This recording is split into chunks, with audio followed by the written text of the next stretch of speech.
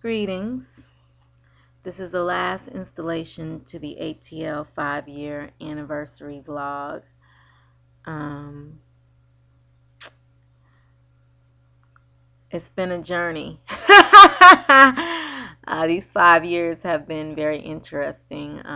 As I stated in the previous vlogs, I moved down here with the woman that I was dating, and took me quite a while to get over her. I believe it was 2 years for her.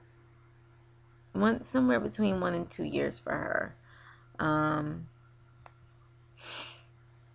and I slowly began dating again, and I had many dating mishaps. um, and this last one just kind of really taught me a huge lesson about self, and just really staying true to oneself. And luckily I didn't completely lose myself in what's the best way of putting it, in focusing on creating something with this person, so much so that I didn't know who I was anymore, because I've been there, done that. So a lot of times in relationships, though I try not to, there is still some self-preservation going on. I'm sure I'm not the only one guilty of that. For those who have been brokenhearted and knows what it feels like to walk around with a broken heart. I was extremely brokenhearted. I think that's the first time I ever experienced a broken heart, especially from a woman. I'm sure a man has broken my heart, but never to the depths that a woman could. And woo, that was deep.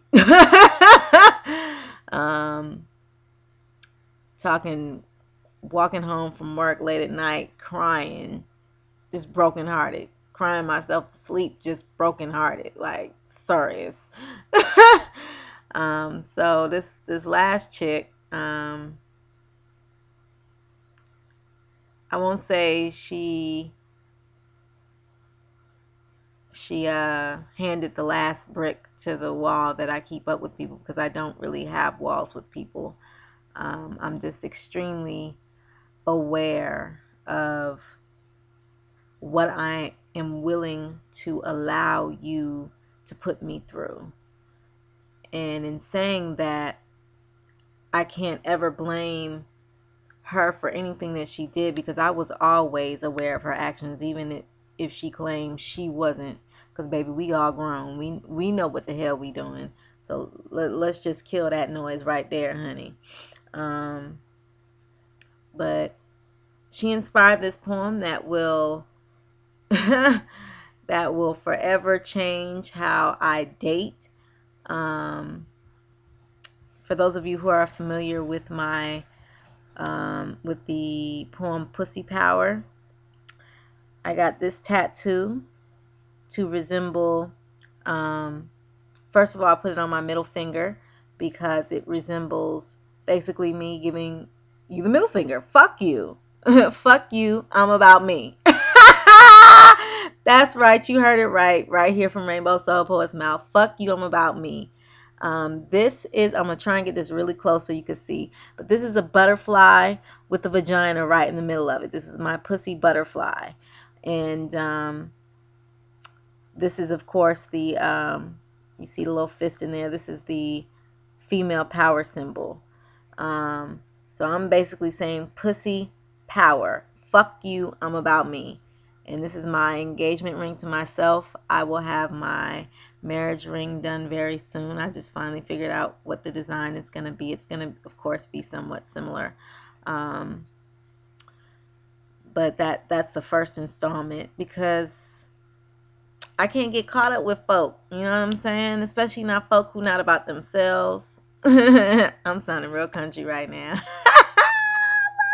I love it. But on some realness, like, I just can't get caught up with folk who ain't caught up in themselves and, really respecting themselves. And when I say respecting yourself, I mean you have goals that you're working toward actively and progressively, and you don't feel the need to put anyone down or stagnate them because you are not happy with your own success. And success can be defined by you and you alone. No one can tell you what your success is at all. And I wrote this poem like the hit go. It's called I Refuse. And I'm just breaking it down. I'm breaking her down. I'm breaking it down. I'm breaking it all down, baby. You just gonna know. And here we go. I refuse to sing the blues that you tried to place in my soul because you are a shallow, empty shell of a woman, incompetent to the point where you shouldn't even claim being Homo sapien. Because those with humanity have compassion for their species at the very least. I refuse to act like I felt it, like I wasn't fooled, bamboozled by your overzealotry to align yourself with some god tithing religiously to appease demon infestations that you constantly courted through your actions. Though you were aware of being wrong, you didn't change, not for any lack of strength, but because you enjoy the repercussions of their presence. I refuse to act like I don't know that you are contagious. And not on some Ronald Isley R. Kelly type shit. I'm talking red flags, I'm on the rag type shit. I could make a whole clothing line out of the tales you spun about trying to be a better person. Guess that went out of fashion the moment I stepped on the runway of your dilapidated spirituality. But instead of running away,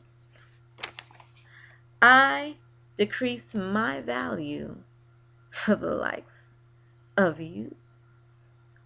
What the fuck was I thinking? I refuse to admit, let alone believe, that I was using my most precious and valuable muscle, my brain. I couldn't have been. Dead man floating above your sin, capturing the essence of your self-hatred in the reflection of my irises every time I looked in your direction, infected by your internal treason, giving me reason after reason to leave your ass alone through the lips of a manipulative bitch whose actions resisted love's approach to remain cloaked by darkness. I tried to coax you into my light.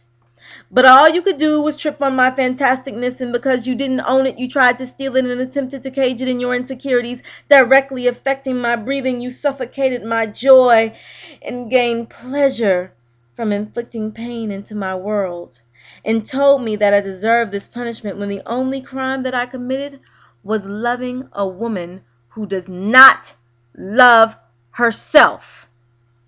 I refuse to be the bigger woman overweight with your bullshit holding me down, continually turning the other cheek to the point where the ones on my face are sunken in just by the thought of being in your presence. And the ones below my waist won't have the opportunity to look like pancakes because you can't religiously fuck me into the belief that you're a changed being. You catch that? Again, you lack so much humanity that I can't claim you as part of my species. You're alien.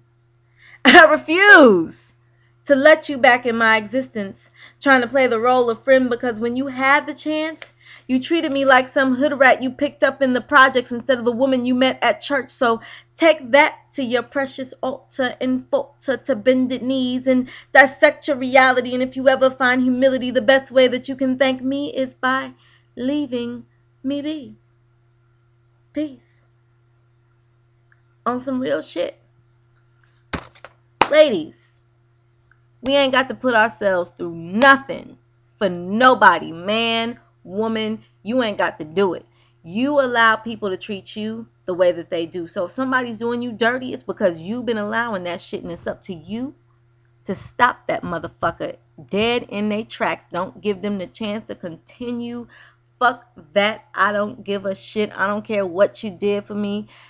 No matter how good it was, if it gets this bad, boo, I don't need you. I can do bad all by myself. Thank ya.